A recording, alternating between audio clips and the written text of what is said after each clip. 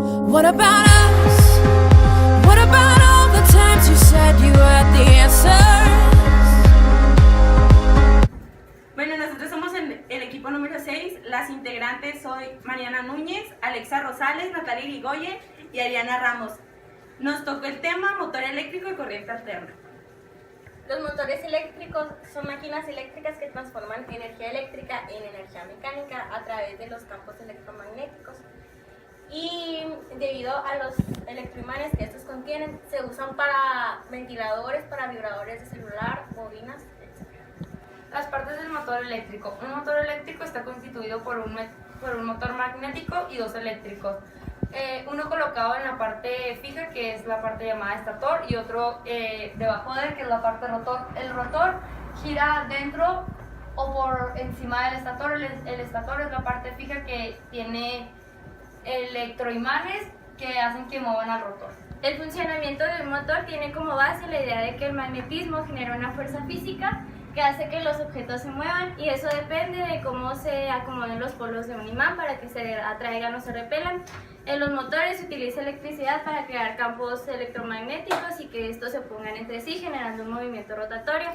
En el estator se encuentran electroimanes y también en el rotor. Cuando el rotor recibe una carga eléctrica, genera un campo magnético que interactúa con el campo magnético del estator, y esa interacción es opuesta entre sí, lo que genera que el rotor, que es la parte móvil, se mueva, generando una energía rotatoria que es la mecánica. Los motores de corriente alterna, su magnitud y el sentido varían cíclicamente y cambian constantemente de polaridad en cada ciclo de tiempo.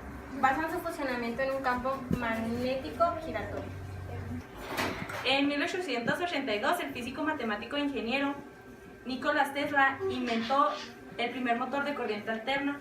Se comercializó gracias a George Westinghouse.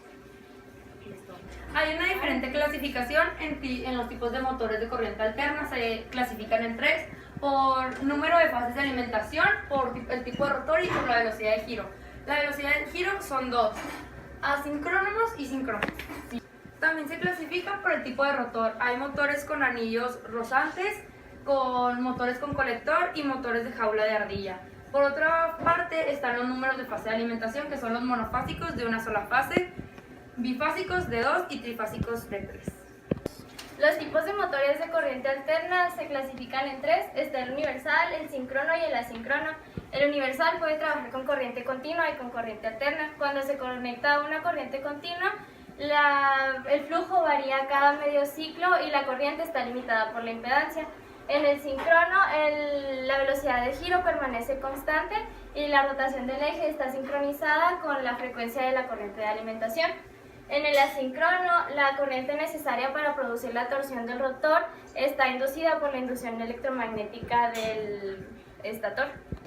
La corriente alterna es mucho más económica que la continua, por eso estas se utilizan en las casas. Tiene una amplia gama de voltajes, por lo que se usa un transformador.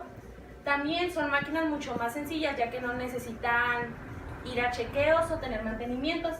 Se pueden convertir rápidamente en una corriente continua gracias a un rectificador, y tienen mucho menos pérdidas, aunque sean a larga distancia o tengan una gama de voltajes mucho más alta que las continuas. Estas son las páginas que utilizamos para hacer nuestra presentación y nuestra investigación sobre el motor eléctrico de corriente alterna. Muchas gracias por su atención. Gracias por su atención.